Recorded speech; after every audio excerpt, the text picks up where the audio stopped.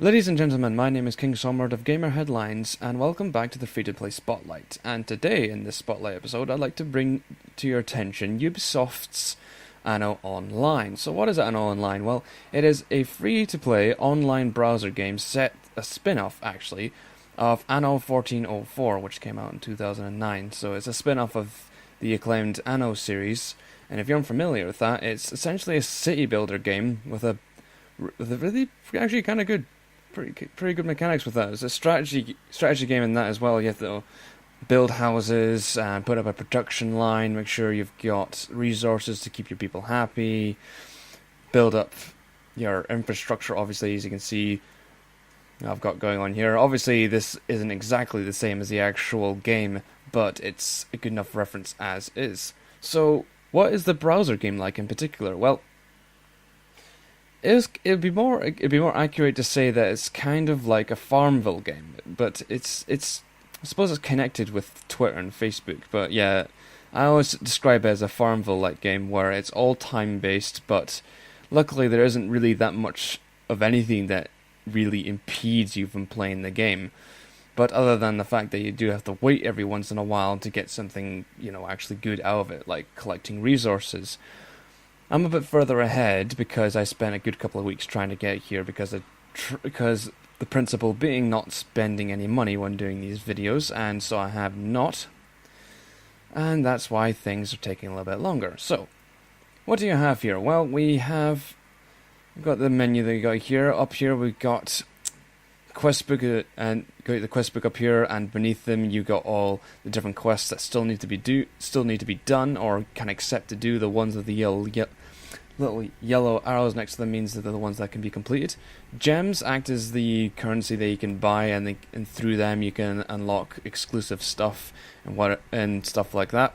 And your income and expenditure statistics, as well as your amount of currency that you have that's currently capped, and also your world events, which I currently have one of.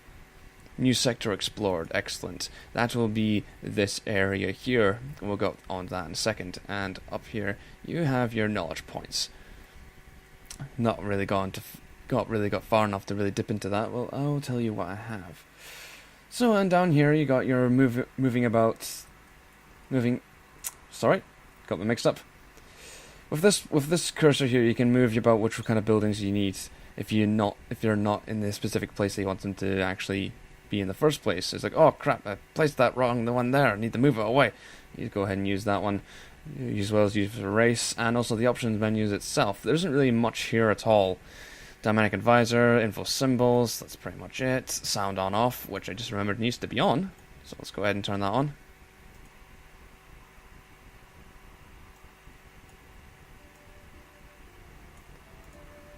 There we go. And here are your controls. So you can see is minus, plus to zoom in and out, as well as all that. Really, you can play this game by just using the mouse alone, which is kind of good. Like for example, right now I'm just using the right mouse button to pan around the map and the mouse wheel to scroll in and out. But if you don't have a mouse, you can just look through those controls and pick out what you need to do.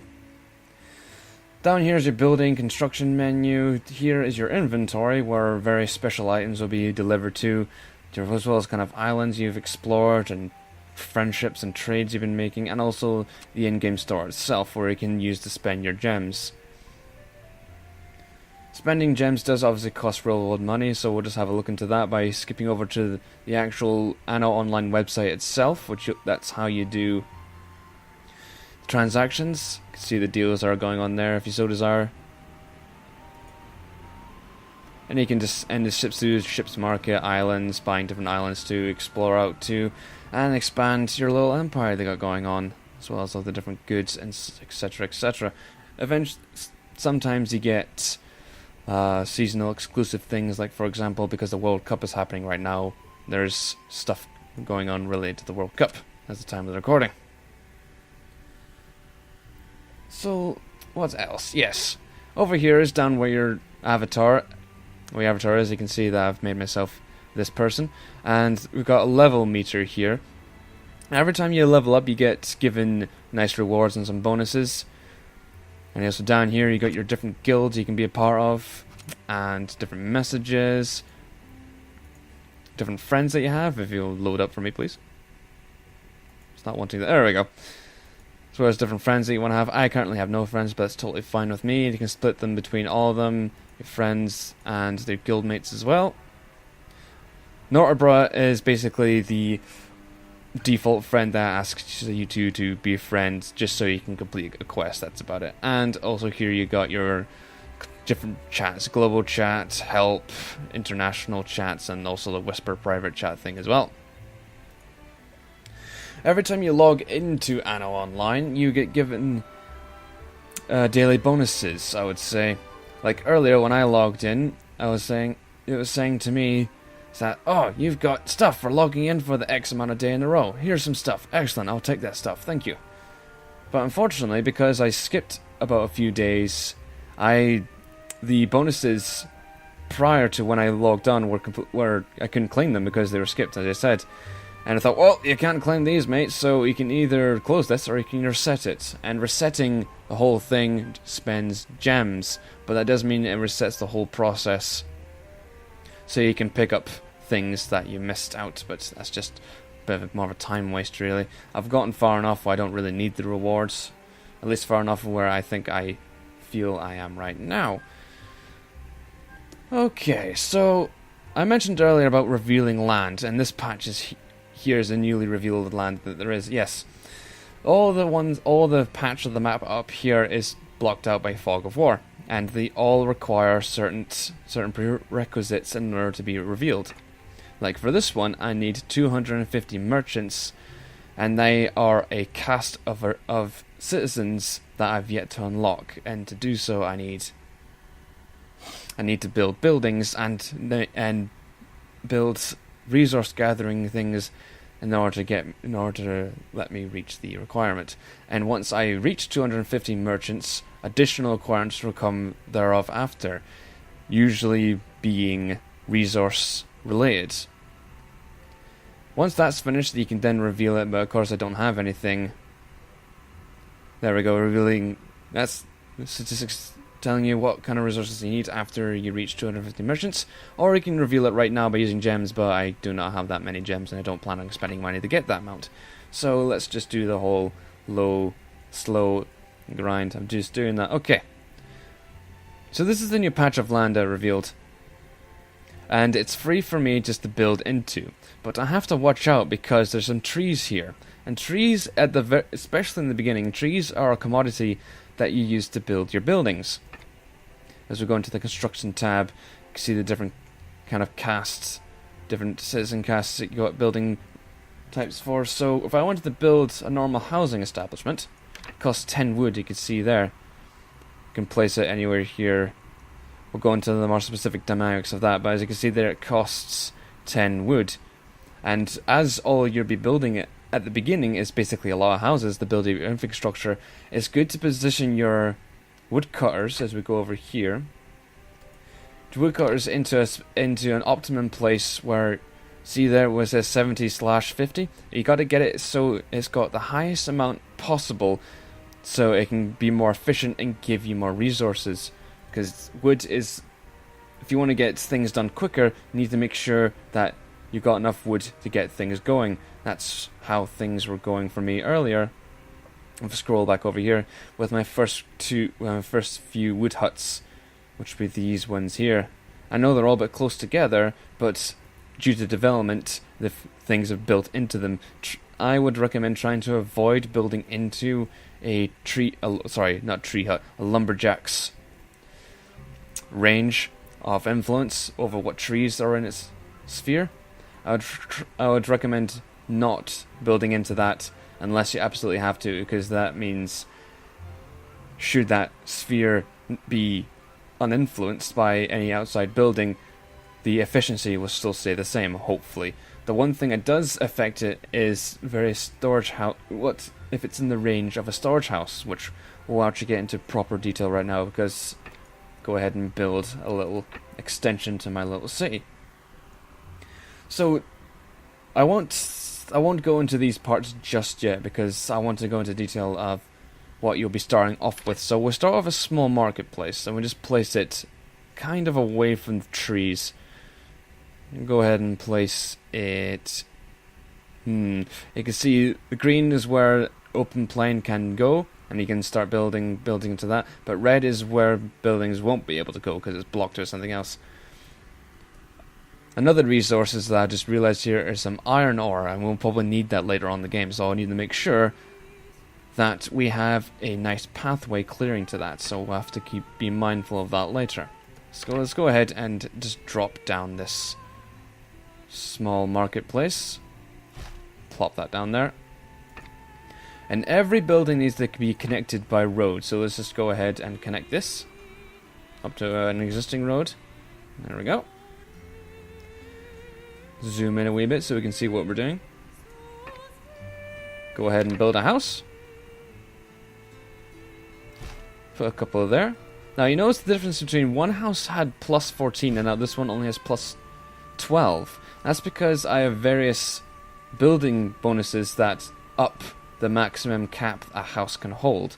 For example, a well, if I go into here, a well, whoops, hold on. There we go.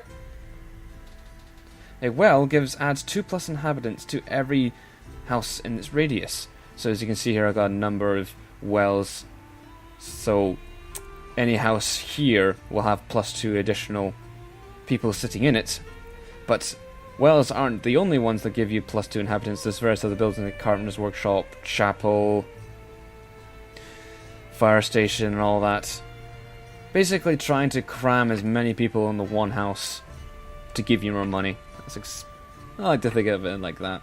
So let's go ahead and continue on expanding this little area here.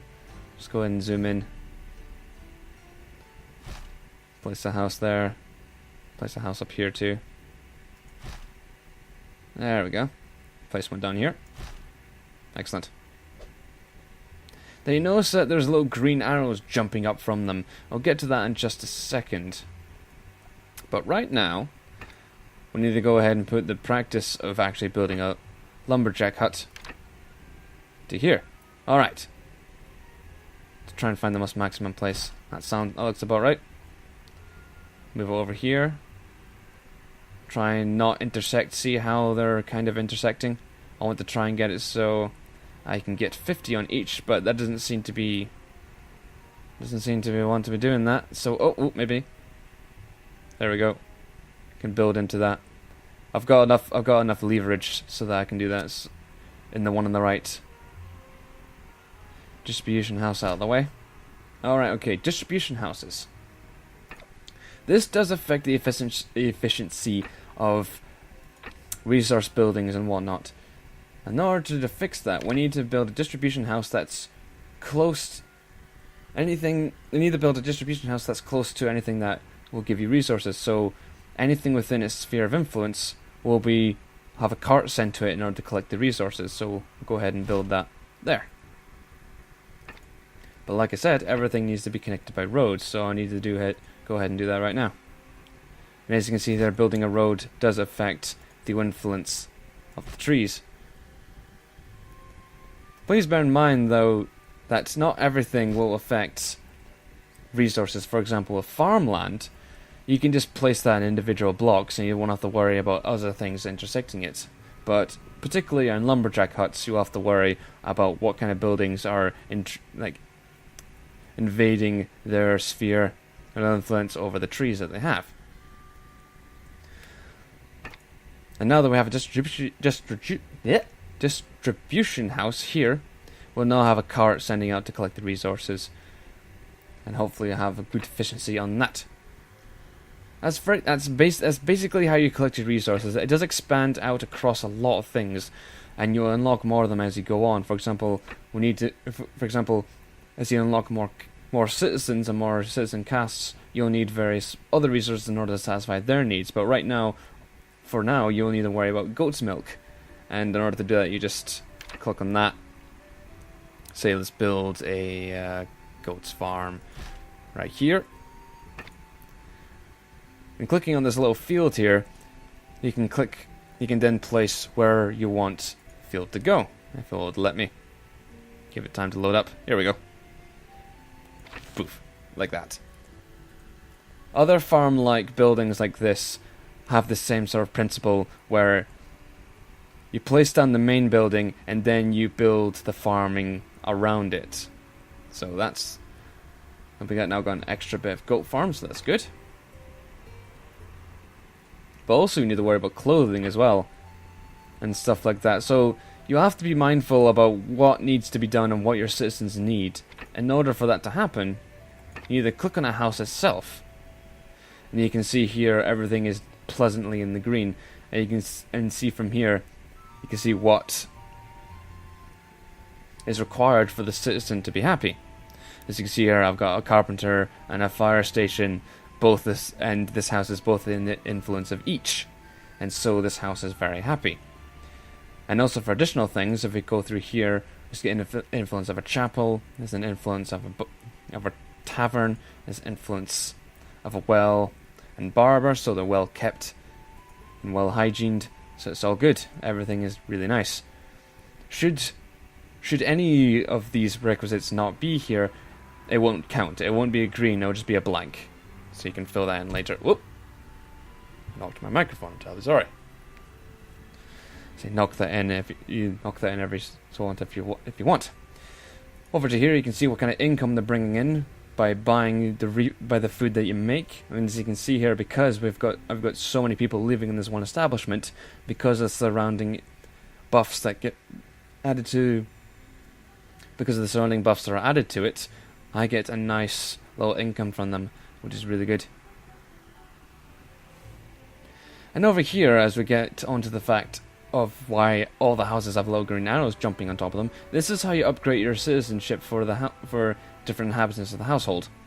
For example, going over to the Pioneer residence, see this guy's not particularly happy, he hasn't got any buffs whatsoever, but he's got a green light, he's got a green arrow jumping on top of him. So let's go ahead, and if I wanted to, see the little requisites that we got there. 2,000 gold, 60 wood, and one little permit in order to level up. This is why you'll need a lot of wood to begin with, because you'll need a lot of money, and in order to get a lot of money, you need a lot of people in all the houses. So yeah, build wood as soon as possible. So go ahead and level them up, and once doing so, you see that his house changes, and he also gains more inhabitants, and also his income changes as well. It gets jumped from 99 to pretty much £2 on top of that, so that's pretty nice. You can use gems to do that, but why bother when you've got enough resources to do so anyway? So go ahead and just ignore that. And by unlocking different castes, what you'll have to do is basically go through the quests that you're given. I see there's 2 here that can be done, so let's go ahead and look into them. We've got a ship waiting inside our harbour in order to be collected. Okay, let's go ahead and do that. Nothing particularly special needs to be done with this, you just need to click on it, and there we go. Get given the reward. Excellent stuff. Getting this little drum roll, finishing. Hey. And let's go another one to finish. These ones are fairly easy. All you have to do is start them and then deliver them. Easy of. Woof. There we go.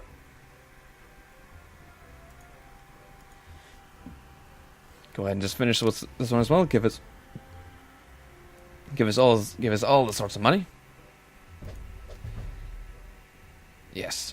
As you saw there, the coins didn't go up to here. They went down into my inventory. That's because I've got maximum amount of money, as you can see indicated in the statistics there.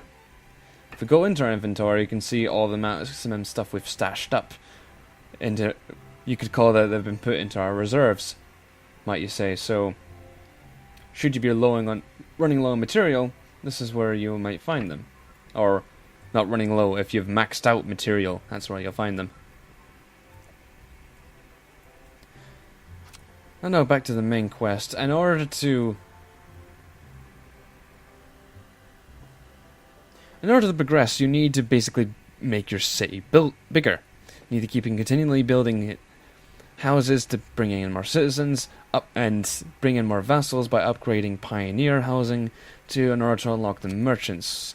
I don't think I'll be able to do that in this video because there's way too many of them in order to do that, but we'll have him a good bash at it though. Go ahead and upgrade him. Upgrade her. Just upgrade this little block here.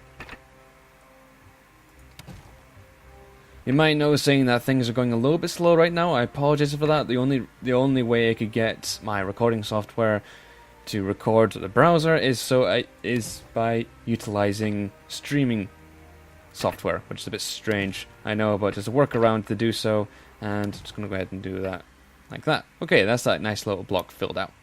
And you can see there, we've used up all our wood just to make this one area. As you can see, so trying to upgrade all your houses can be very, very taxing, particularly in your resources that require them to do so.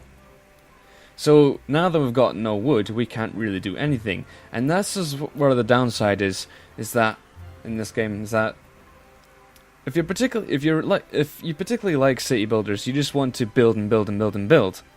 But because everything's so time-based, you have to wait. I mean, you have to wait anyway, but at least in the actual game, Anno 1404, you have the speed-up option, so you can get them in half the time, but in this, you can't. So you really have to just spend what you can, and they say, well, that's me done for the day, gonna go have some toast. But because I have no butter, and only bread, I cannot have toast, so I must wait. That is why I would recommend building as many lumberjacks as possible. So you can see them looking into here, see what kind of production they're going through and what kind of time limit they have in order for the next batch of resources to come in. Every single resource building has a timer.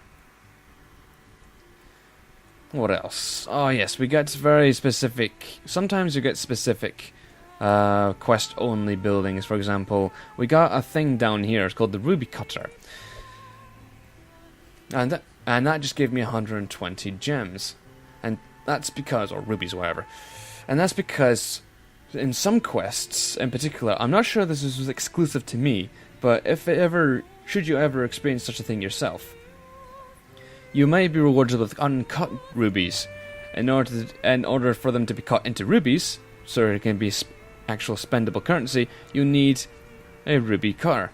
And that's what this building is. It's kind of like a special building, so you just place it down, and your rubies will appear in here, and cut rubies anyway, and drag them into there, and wait over time, whilst they're slowly ground down into rubies. You can see here, these are the uncut rubies still stuck in the rocks that they came from, and they'll be cut into rubies right there. You can see the time limit on top of that. It's the same here for Provision House.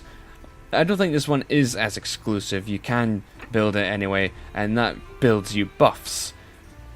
So you can get 200% productivity over the 30 minutes, 2% over 2 hours, or +1 output over 10 hours. Let's go ahead and make some cake. But I can't make some cake because I have no flour. Yes, each one requires its own little resource in itself, but we have plenty of fish, so let's go ahead and make our fish. You can see a scroll bar, you can make as many as you want, but as you can see, the more that you add, the more hours that it takes up. But we need just one, so let's go ahead and produce that. And once that's done, you can place it on where the building is needing it the most. As you can see here in the time that I've been talking, my wood has been building up over time. Let's go ahead and place down a couple of more housing establishments, just so we've got some more money coming in. Where should I put it? I think I'll just put it here. There we go. Good stuff. Okay, now for the actual resources themselves. Up here in the top right, you can see what kind of inhabitants we have and keep track of where things are going. And as you can see here, these people aren't particularly happy. The people in the center here are very happy.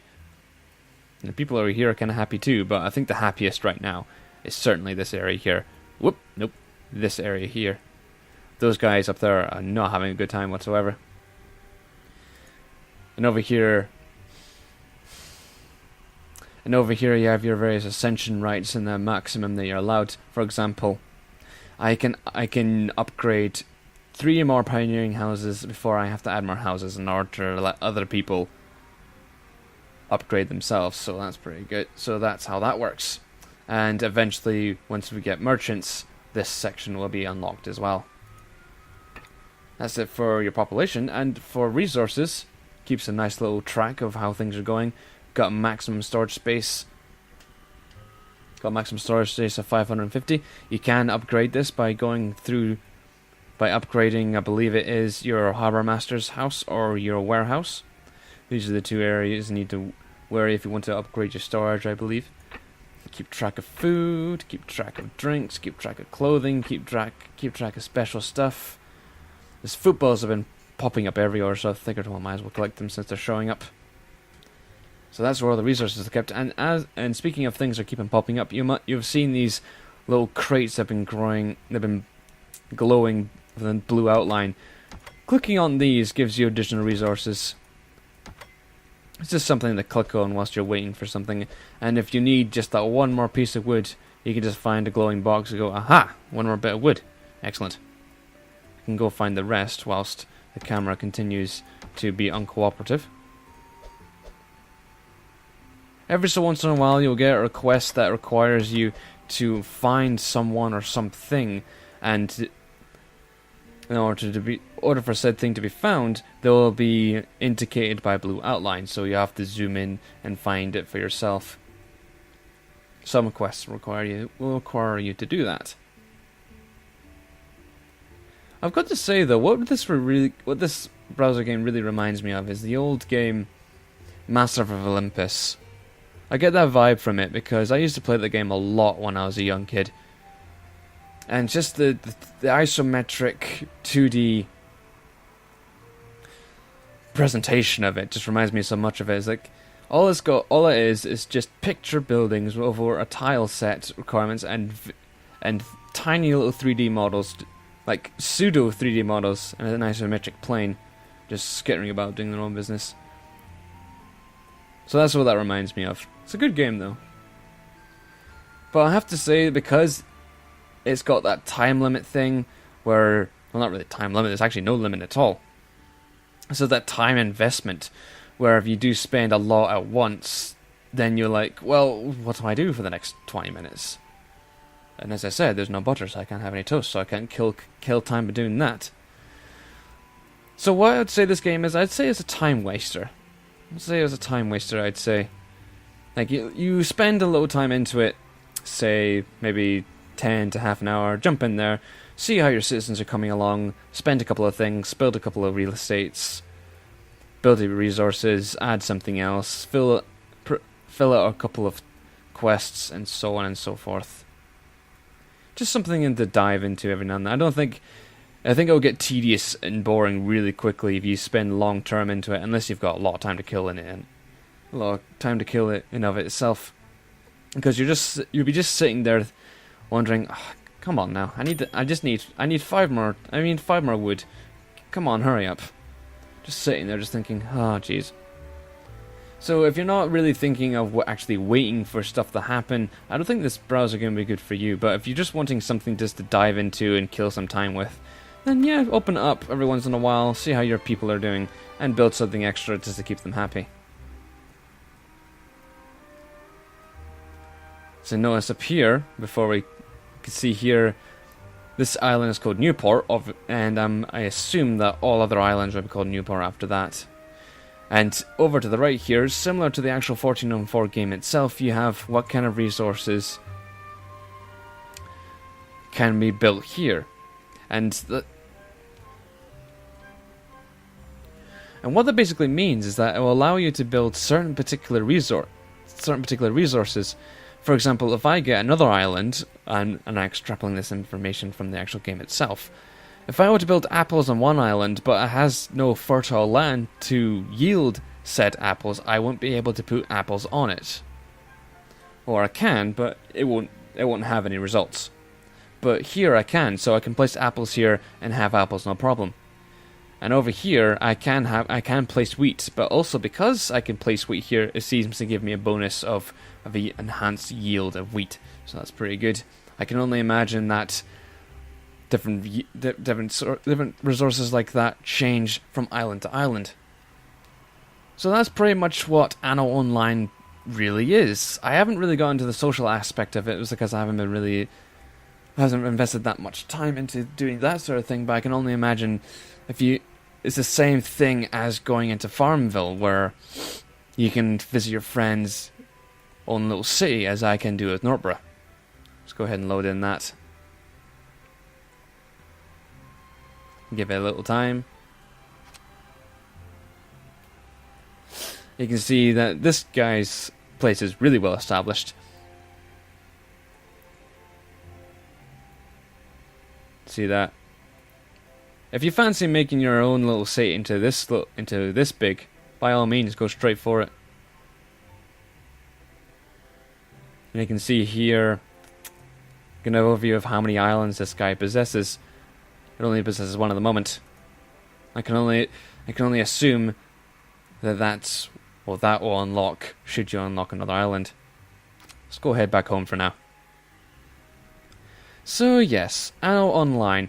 It is available through its official website, but you can also be referred to it through Uplay, as I discovered. And basically sign up using your Uplay account if you have one, or your Facebook account if you want to. Log in and just build away if you so desire. You got a nice tutorial. You do get a tutorial that teaches you what to actually do, but it gets to a point where it feels like a bit like hand-holding. But that's just me, because I've already played a couple of the Anno games already, city builders are one of my favorite genres, so I already know what I'm doing. But you may feel differently, because obviously if you haven't been in the Anno series before, those tutorials can be really helpful. But to me, it just felt like a bit like hand-holding. And particularly to a point where it says you can now build freely.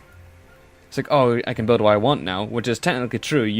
You're no longer required to build specific things in order to achieve a quest, but it does still tell you to say, okay, build this. You can still build whatever you want, but I think you should build this. It's like, alright, okay.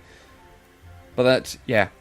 In order to get the most out of this, just keep on building and investing what time as you can during your day, just to kill maybe 10 minutes to half an hour, just to see how that goes.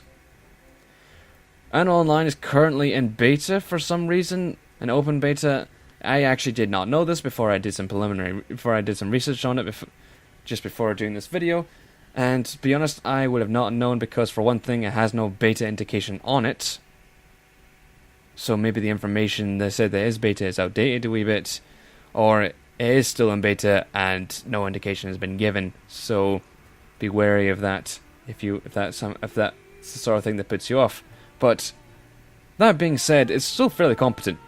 But occasionally, you might fall into something that kind of breaks it. For example, I've got a quest here that requires me to build a certain building, the shipyard, which is down here. And I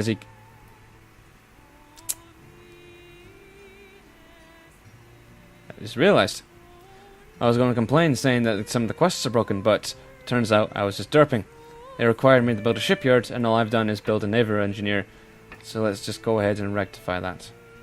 That'll be where a shipyard is. Funny how I make that mistake as I'm recording. Now, don't I feel foolish? Don't I feel foolish indeed? But I need 4 wood. So let's go ahead and find some blue glowing blocks. Oh wait, maybe not. Just as I say that, the resources is capped. So let's just go ahead and build a shipyard. If it will let me. I don't think it's going to let me. Might have to delete something in order to make this happen. Don't really particularly use this building anyway, so just going to go ahead and just get rid of that for the time being. Yeah, that's a demonstration of how buildings are deleted. There we go. Get some resources back. Not all of them. You do get some resources back, though. Place it down there. And there we go. Finish that quest. And it took me to do this video to realize that I just placed down the wrong building. Anno Online, ladies and gentlemen. Thank you very much for watching, folks, and I'll catch you next time.